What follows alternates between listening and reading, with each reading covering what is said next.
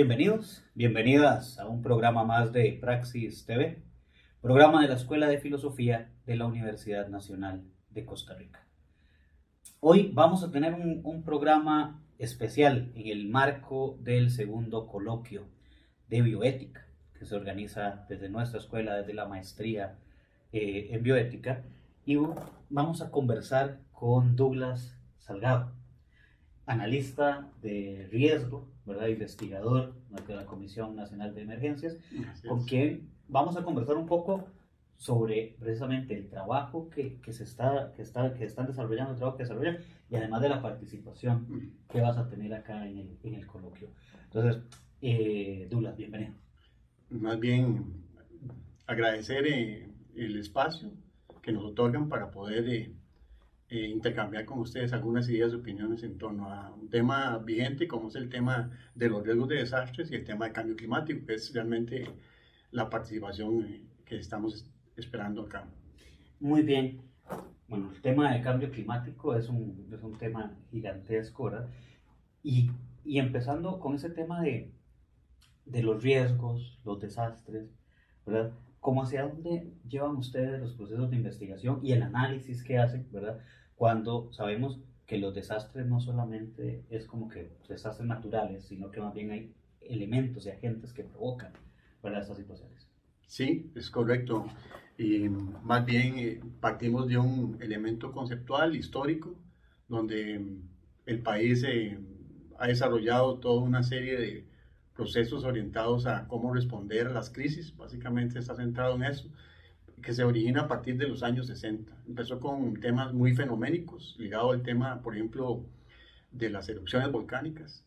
Y ahí es donde en aquel entonces, la sociedad de ese entonces, empieza a articular toda la forma de cómo responder a crisis de desastres. En ese caso eran muy ligados a fenómenos naturales, en ese caso los volcanes. Y luego en el mundo empieza toda una frecuencia de manifestaciones de procesos naturales, básicamente, como el caso de los terremotos, que después de los 60 y con el desarrollo de la población mundial empezaron a tener impactos en la población, básicamente en términos de pérdidas, de daños, muertos, heridos, pérdidas de todo lo que es la parte de infraestructura, y podemos decir que hubo una especie de, digamos así, de concienciación global de que había que hacer algo y había que prepararse o responder a eso, ¿verdad? No obstante, esa fue una época difícil porque la gente pensaba solamente en atender la crisis. O sea, nosotros llamamos la respuesta inmediata, con mucha improvisación y muy desconectada de procesos de planificación. Con el tiempo, más bien, empieza a conceptualizarse la importancia de la prevención. Y la prevención tiene que ver con el tema de anticipar, ¿verdad? Planificar, comprender, entender. Y significaba entonces unir todos los factores de la dinámica de la naturaleza, pero también de la dinámica social, porque los dos están intercambiándose. Pero eso nace en las universidades, dichosamente, ¿verdad? No nace en las instituciones, que sino más bien nace en el ambiente académico. Para ser muy directo, en Costa Rica uno de los líderes fue la Universidad Nacional en 1980, donde se genera un congreso que se desarrolla en aquel entonces en la Facultad de Ciencias de Tierra y Mar, que se denominó el primer Congreso de Medicina del Desastre. Curiosamente, la palabra medicina era como tratar de curarse, ¿verdad?, ante el desastre. Y había ese concepto que usted manifestó de desastre natural, pero de por sí eso cambió. Pero se cambió desde reflexionar desde la academia que no eran desastres naturales, sino que es desastre por sí solo, ¿verdad? Porque el desastre ya es una connotación de crisis y está amparado a dos conceptos fundamentales que es interdisciplinario. Uno, las amenazas naturales, por un lado, que luego evolucionan a amenazas socionaturales y tecnológicas en la actualidad, y el tema de la vulnerabilidad. La vulnerabilidad es un concepto que es colocado por América Latina, curiosamente, donde había una reflexión más intensa sobre los procesos sociales ligados a la forma de cómo estaban ocurriendo las dinámicas naturales en contextos que están ahora sí presentando desastres, ¿verdad? Entonces, ahí nace esa concepción y se entendió que esto era una ecuación, ¿verdad? Pareciera un poco matemático, pero tiene varias, digamos, connotaciones, ¿verdad?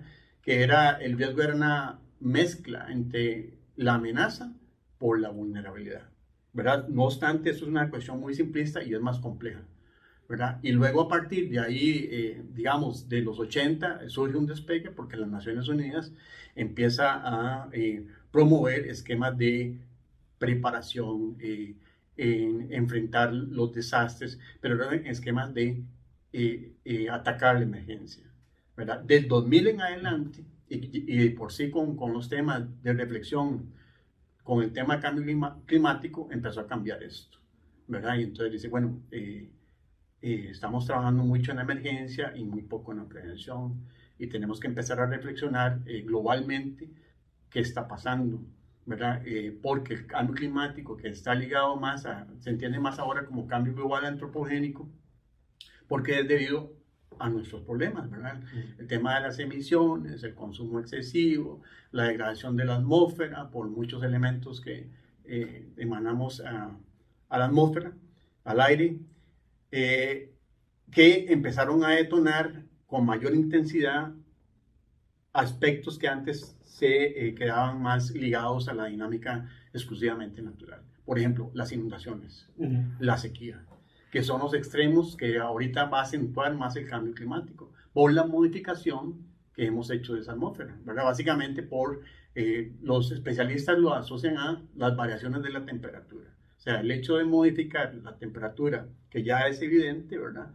De 1 grado a 1.5 actualmente al 2060, nos va a complicar la existencia, ¿verdad? ¿Qué significa eso? Bueno, si de por sí ya usted tenía inundaciones, el aumento de la temperatura va a variar los procesos de precipitación y entonces los va a acentuar, los va a reintensificar.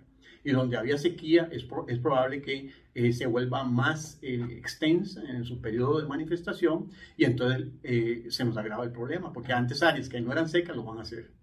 Y con una población que ya supera los 8.000 millones de habitantes, ya la cosa cambia para un planeta que se volvió muy finito, ¿verdad? Por ahí un poquito en esta laxa explicación, ¿verdad? Para no quedarnos con una connotación de la emergencia, ¿verdad? Porque la ley y el país tienen un rezago en la parte de nomenclaturas, ¿verdad? Inclusive en la misma ley. Y eso, digamos, ahora que mencionas, y además de que el trabajo de investigación dentro de la comisión es interesante porque en la opinión pública, ¿verdad?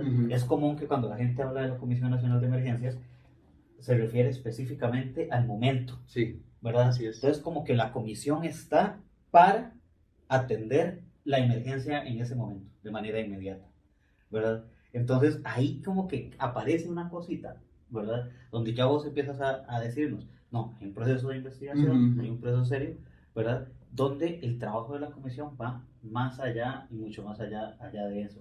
Pero vamos a hacer la primera pausa y ahorita nos venimos precisamente a referir a ese trabajo que me parece muy interesante. Además soy geógrafo. Sí, entonces, correcto. Ese trabajo, y hay un par de cosas por ahí en mi libro. Yo soy más del área política, pero la geografía es una de las ciencias muy política. Sí, totalmente. Sí, están conectadas con muchas cosas. Sí. Vamos a hacer una breve pausa y ya regresamos.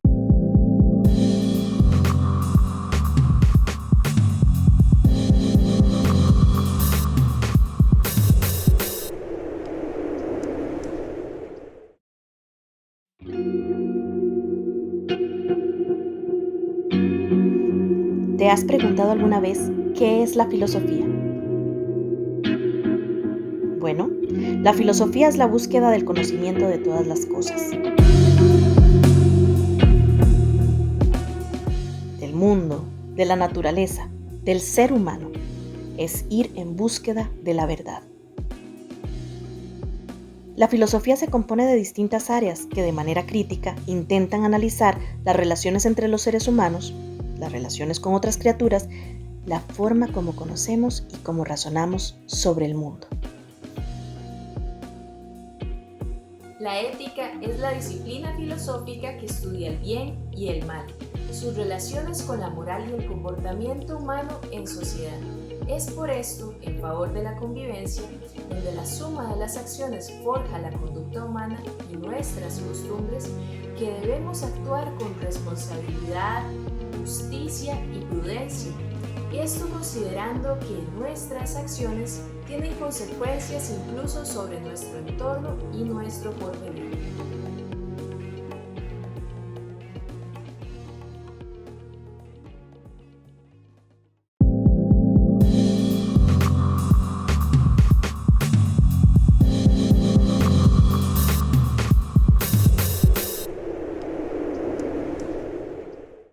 Bienvenidos, bienvenidas una vez más a Praxis TV, programa de la Escuela de Filosofía de la Universidad Nacional de Costa Rica. Continuamos conversando con Douglas Salgado, geógrafo, investigador y analista de riesgo de la Comisión Nacional de Emergencias. Douglas, en el bloque anterior terminaba haciendo mención a esta idea, ¿verdad? Popular, ¿verdad? De la Comisión Nacional de Emergencias apareciendo, ¿verdad? Y tal vez el desconocimiento que tenemos muchos de la población de ese otro trabajo que hace la Comisión. Entonces, quizá si empezamos a acercarnos un poco, nos cuentas de ese trabajo también que ustedes realizan. Sí, bueno, es complejo porque a veces es mal entendido, ¿verdad? Primero porque parte de una ley que fue remozada en el 2006, en la cual intenta formar un sistema nacional de gestión del riesgo. Y ahí cambia, pasamos de emergencia a gestión del riesgo. O sea, pasamos a gestionar y anticipar aquello que nos pueda generar un desastre, ¿verdad? Para eso tenés que auscultar el proceso de amenazas que en nuestro territorio se genera, digamos, porque como el país está en un área intertropical y también sujeto a la parte de la corteza terrestre que es muy activa, prácticamente potencia la posibilidad de muchos desastres, ¿verdad?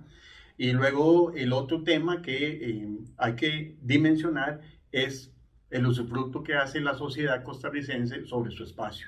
Entonces estamos hablando de cómo hace esa ocupación territorial en su forma, ¿verdad? En su forma práctica o a veces olvidadiza o invisible. Por ejemplo, un concepto de la cuenca hidrográfica, muy mal entendida por casi toda la población de Costa Rica, porque este es un ecosistema sensible, frágil, que prácticamente reacciona a cualquier cambio. Por ejemplo, cuando se instala una urbanización, y si usted no tiene el concepto de cuenca hidrográfica, prácticamente potencia que puedan generarse deslizamientos o inundaciones en el futuro. ¿Qué pasa ahí? Bueno, posiblemente el desarrollador urbano, que generalmente está ligado al mercado de bienes y raíces, no obvió los temas de la naturaleza. O sea, comprender dónde va a ser esa instalación física y entender que no puede desarrollarla sobre un sustrato geológico altamente alterado o inestable o poco cohesivo, o en una zona plana, desconociendo que en la parte alta tienen nacientes que reaccionan a lluvias intensas, por ejemplo. Entonces, hemos construido una sociedad que le ha dado la espalda a la dinámica de la naturaleza, ¿verdad? Y eso es un poquito lo que quería decir. La investigación es reunir todos esos conceptos para poder entender qué podría estar generando el riesgo o potenciándolo, ¿verdad? Y eso depende no solo de una institución como la Comisión de Emergencias. Entonces, crea un sistema soportado en la investigación de las universidades, ¿verdad? Parte de esa ley es dar soporte a las universidades y nosotros lo que hacemos es más bien decodificar ese conocimiento que generan especialistas en muchas ramas, ¿verdad? De ciencias naturales, ingenierías, la parte social y tratar de establecer acciones concretas, como por ejemplo puede ser un plan regulador que incorpora amenazas naturales y gestión del riesgo, o un sistema de alerta y vigilancia en una cuenca específica para evitar inundaciones, o este proceso que está desarrollando un investigador muy calificado aquí en la Universidad Nacional, que es el doctor Marino Proti, para anticipar terremotos, ¿verdad? Que es una tarea titánica y a veces incomprendida. Mencionabas ahora esto de las construcciones, ¿verdad? Me acuerdo de el caso este que había sucedido hace un tiempo de un condominio o algo que estaban haciendo, que lo hicieron metiéndose en la montaña y se les vino la montaña encima, ¿verdad? Así es.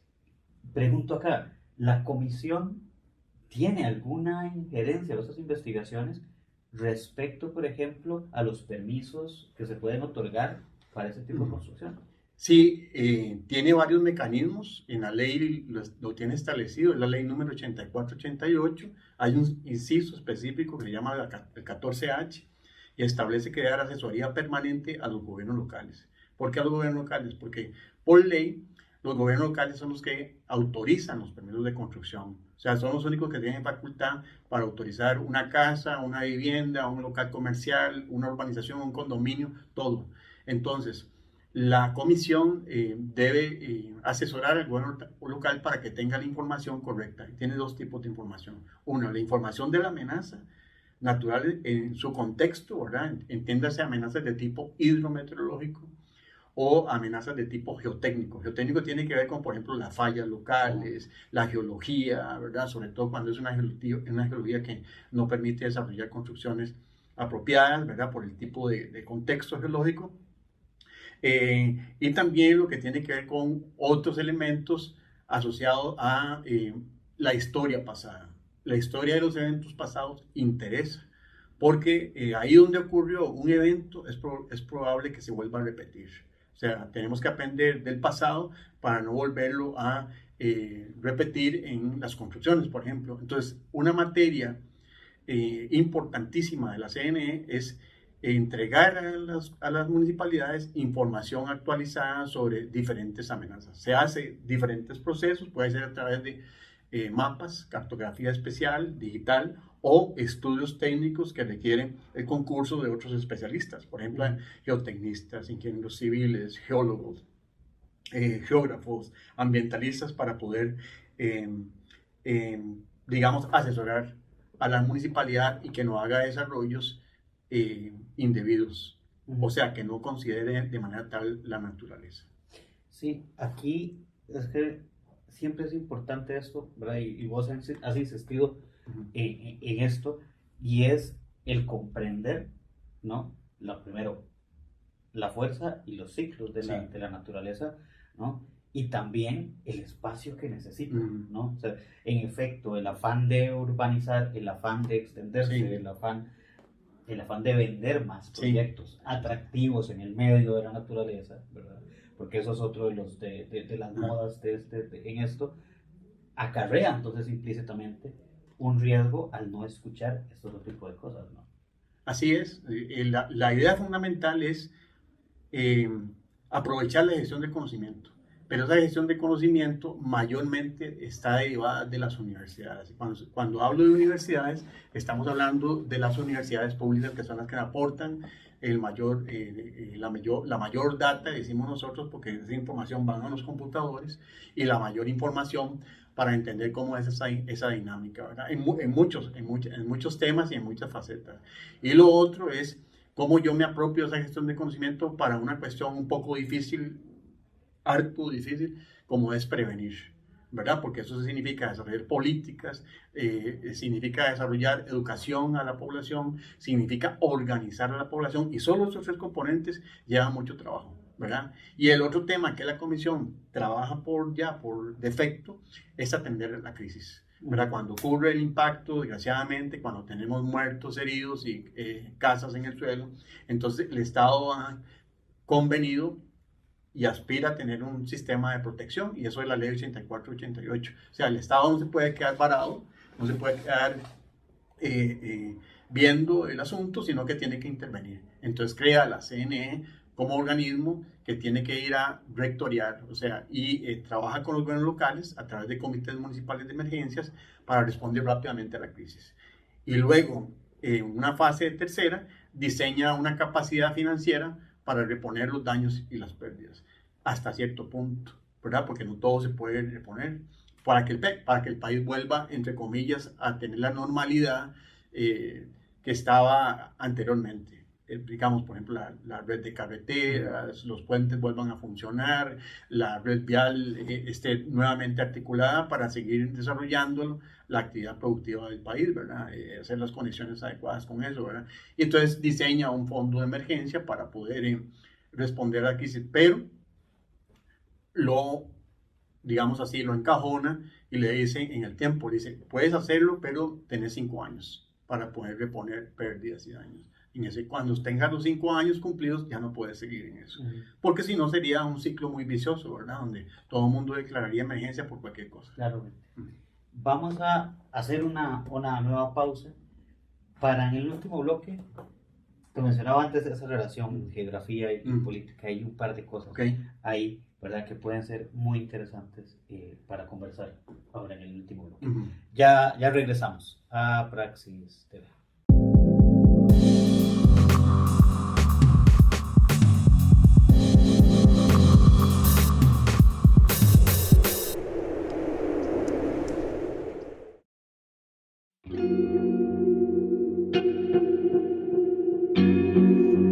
¿Te has preguntado alguna vez qué es la filosofía? Bueno, la filosofía es la búsqueda del conocimiento de todas las cosas. Del mundo, de la naturaleza, del ser humano. Es ir en búsqueda de la verdad. La filosofía se compone de distintas áreas que de manera crítica intentan analizar las relaciones entre los seres humanos, las relaciones con otras criaturas, la forma como conocemos y cómo razonamos sobre el mundo. ¿Por qué filosofía? En mi caso, yo ya había cursado una carrera en economía y una en estadística, trabajo en investigación y me di cuenta que realmente me es súper necesario desarrollar este pensamiento crítico objetivo que siento que es posible desarrollarlo dentro de la carrera de filosofía. La filosofía me abre una puerta constante en la búsqueda del conocimiento. Me ayuda a criticar, a debatir, dialogar y argumentar.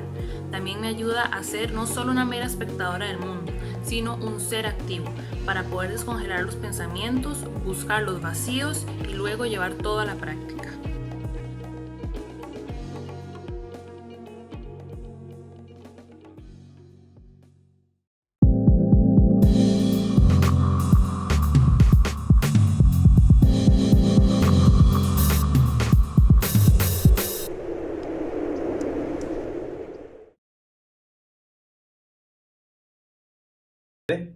Programa de la Escuela de Filosofía de la Universidad Nacional de Costa Rica.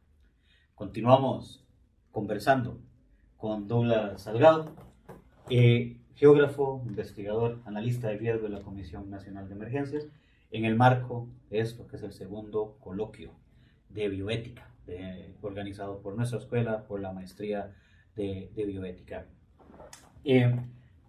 Douglas, mencionábamos un poco fuera de cámara, en el corte, de estas implicaciones políticas. Cuando hablamos, por ejemplo, de temas de cambio climático, sabemos que lo que se puede hacer en el país en torno al planeta entero, ¿verdad? Es poquito cuando sabemos y entendemos que hay una dinámica de reproducción de un discurso político y un interés político donde no hay realmente un interés en cambios estructurales para modificar ciertas conductas y cierto tipo de políticas, ¿verdad? Igual a lo interno, igual en el país, que también nos enfrentamos a esto. El trabajo que ustedes hacen en la comisión, preguntaríamos, ¿tiene resonancia política? ¿Hay voluntad política, por ejemplo, para cierto tipo de propuestas o de trabajo que ustedes realizan, ¿verdad? Incluso hay alguna influencia en el desarrollo de política pública, o cómo se desarrolla, cómo se va a esto, ¿verdad? Del trabajo que ustedes hacen y el impacto que puede tener. Bueno, complejo como lo planteas, pero pueden haber algunas intencionalidades, ¿verdad? Uno es desde el punto de vista del operador técnico, que creo que sí tiene claro que hay que buscar cómo hacer incidencia política en el tema de gestión del riesgo de cambio climático.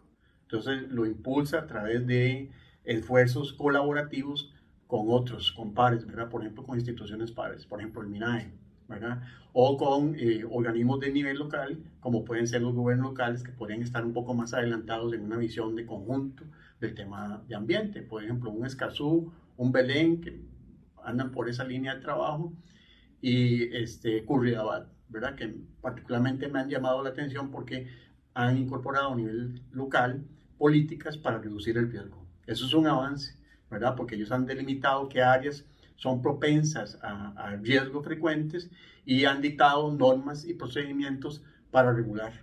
Cuando estamos hablando de regular, significa regular territorialmente para decir, bueno, se puede hacer esto, pero con ciertas privaciones, ¿verdad? O se puede hacer eso, pero inclúyale el código sísmico, o inclúyale medidas de contra inundación, etcétera, ¿verdad? En esa línea de trabajo podríamos decir que hay una intencionalidad y otros esfuerzos que hay con Mideplan, por ejemplo, para tratar de medir el impacto de grandes proyectos de manera tal que incluya la variable de gestión del riesgo, es decir, anticipar. O sea, si vas a hacer un proyecto grande, una carretera, un puente, una represa, debes incluir el tema de el cálculo del riesgo para evitar que en el futuro se presente, ¿verdad? No obstante, existe una frecuencia que nos desgasta, que es el tema de la atención de emergencias, ¿verdad? Y entonces ahí es donde el operador político estratégico se diluye, porque entonces pierde la visión de largo plazo y trabaja más en el corto plazo, ¿verdad? Porque las emergencias nos desgastan en resolver, en poner, digamos así, como curitas a un problema que requiere, como muy bien usted dijo, elementos estructurales. Estructurales en términos de política, ¿verdad? No estructurales en términos físicos. Y que requiere ver el conjunto del territorio para poder comprender qué es lo que está pasando, para que eso no ocurra con la frecuencia que se está dando, ¿verdad? Entonces tenemos ciclos viciosos, como el cantón de Matina, que es un cantón muy plano, ¿verdad? Pero su abordaje ha sido determinístico porque está basado en la construcción de diques. O sea, es un cantón que sobrevive su desarrollo físico, ¿verdad? Estamos hablando de asentamientos humanos a base de diques. En el momento que esos diques fallan, vamos a tener inundaciones importantes. Pero depositamos la confianza en eso. Cuando debemos ver es cómo trabaja la cuenca y qué medidas podríamos nosotros para recuperar ambientalmente esa cuenca, sostenerla, y cómo reorientamos, reasentamos esos asentamientos que están expuestos en inundaciones. Pero no lo hemos podido revertir a pesar de que es una zona que tiene más de 60 años de frecuencia de inundaciones. Lo mismo pasa con Cañas, lo mismo pasa con Turrialba. Sí. Ahí viene una pregunta que tal vez se pueda escapar de esto, pero que cuando pensamos, y vos lo mencionas, en los asentamientos, ¿verdad? O sea, que debería, y no sé si existe realmente, un trabajo en conjunto, la Comisión, Ministerio de Vivienda, otro tipo de organizaciones, donde se tiene que decir, bueno, es que los asentamientos, o sea, son poblaciones que se han visto vulnerabilizadas por X o Y razón, y hay que buscar soluciones para que no siga este círculo vicioso. Pero se necesita voluntad política específicamente para solucionar el problema. Porque claro, ir a resolver el problema, ir a vamos a decirlo coloquialmente, ir a ponerse la capa para ir a resolver el problema, pues podría generar votos de empatías políticas. Sí. ¿No? Bueno, podrías tener razón en eso porque, digamos, el político de turno va a tratar de salvaguardar su disposición para resolver esa situación que es una crisis momentánea, ¿verdad? Y si tiene la facultad legal o más bien los implementos que le permiten intervenir en esa situación, lo va a hacer. No obstante, si es necesario, y se ha intentado crear sinergia, o sea, encuentros con instituciones claves como las que mencionabas, ¿verdad? Por ejemplo, el Ministerio de Vivienda, el MINAE, para proponer soluciones que tienen que ver con el ordenamiento territorial. Pero es un tema un poco complicadísimo. Sí, complicado y que requiere mucho gestión del conocimiento. Pero usted dijo un elemento que hay, voluntad política, pero también voluntad para conocer. Porque para hacer ordenamiento territorial y para ordenar un territorio que tiene grupos de interés y grupos de presión, ¿verdad? Por ejemplo, el caso de los bienes raíces. Bienes raíces no le interesa mucho la información de amenazas, porque finalmente su finalidad es vender. Entonces va a ir a colocar aquellos desarrollos donde tenga una oportunidad de mercado, ¿verdad? Donde tenga el mejor precio. Y a veces colocan desarrollos en áreas de inestabilidad de laderas. ¿Quién asume los daños por eso? El Estado. O sea, materializamos las pérdidas y las socializamos con dinero público. Entonces ahí tenemos un problema en esa línea de trabajo, ¿verdad? Entonces, estamos de acuerdo que hace falta mayor voluntad política, pero también hace falta políticos que conozcan cómo manejar el territorio, cómo comprender la naturaleza y también estar más vinculados a la sociedad en términos de sus intereses y de sus mejoras continuas, ¿verdad? No mejoras de corto plazo. ¿Y cómo es ese trabajo de comunicación? Porque uno entiende, los ministerios, la comisión y todas esas organizaciones tienen un grupo de trabajadores, de personas, de investigadores que están ahí, que permanecen, ¿verdad? Y hay cúpulas de poder que son transitorias, ¿verdad? ¿Cómo se vive esas transiciones para poder sostener proyectos y procesos de trabajo? Bueno, básicamente se desarrolla a través de mesas de negociación y consensuación. O sea, significa que se colocan los temas anuales, semestrales, sobre una problemática determinada. Por ejemplo, un tema que estuvo muy vigente del 2012 al 2017 fue el ordenamiento territorial y la gestión del riesgo. Eso significa que tendríamos que trabajar con multiactores para promover estrategias de control y de desarrollo de medidas paliativas a los problemas de las amenazas frecuentes. Entonces, muchos gobiernos locales incorporaron en el plan regulador cantonal esas medidas.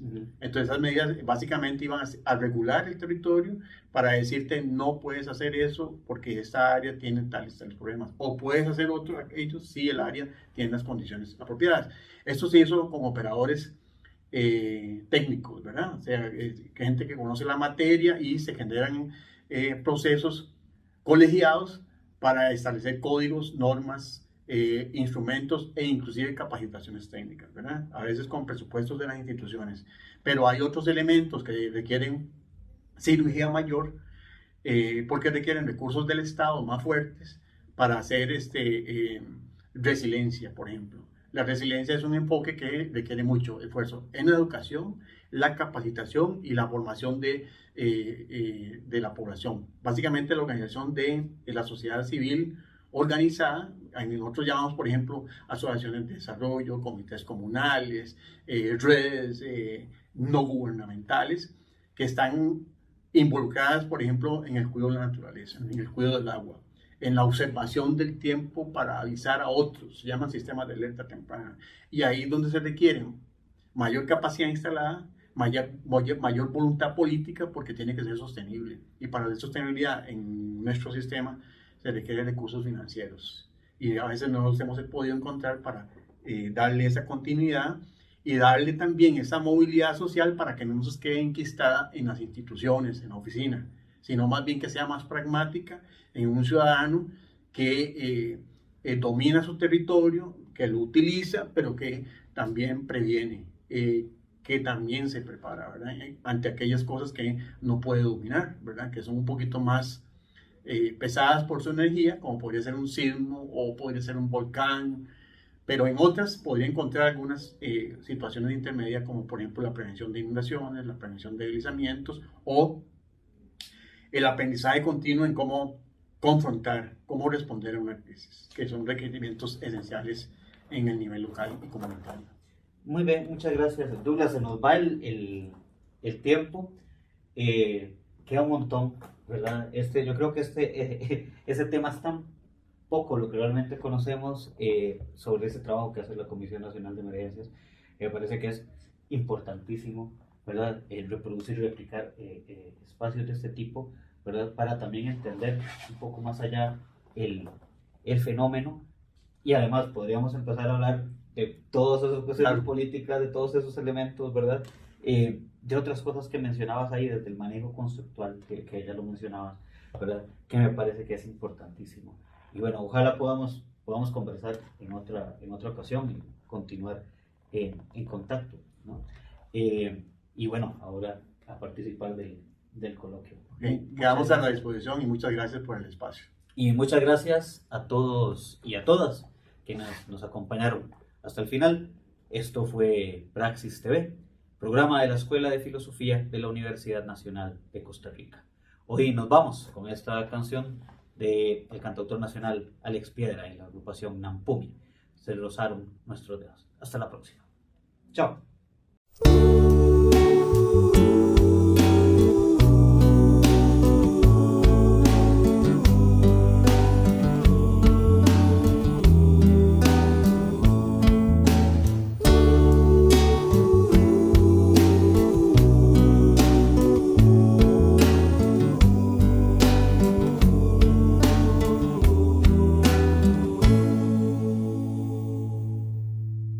Quizá fuiste tú o fui yo quien chocó con el destiempo y nacimos en esta terrible oscuridad de guerras y avaricia. Solo unos segundos antes o después y fue suficiente para que el cobrador de la historia nos pasara la cuenta a garrotazos y por fin,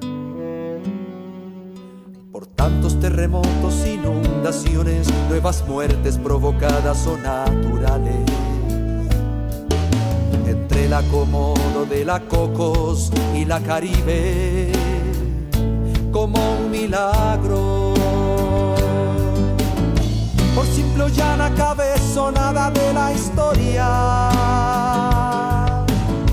Se rozaron nuestros dedos, se rozaron.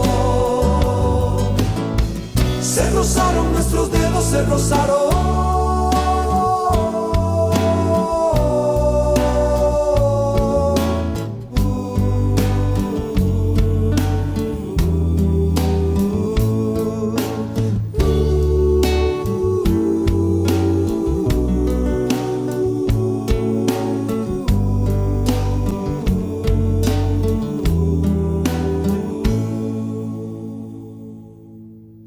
Y a pesar de los recovecos que tienen las calles, o donde puedas poner a dos personajes asimiles, nos encontramos, nos encontramos. Y si fuéramos cavernícolas, diría que fue el olor de tu orina en celo, o mi sudor hormonal lo que unió el desamparo.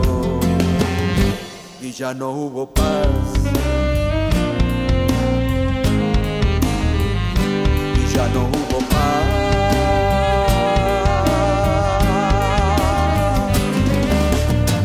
Se rozaron nuestros dedos, se rozaron. Se rozaron nuestros dedos, se rozaron. Se rozaron nuestros dedos, se rozaron. Se rozaron nuestros dedos, se rozaron. Se rozaron nuestros dedos, se rozaron.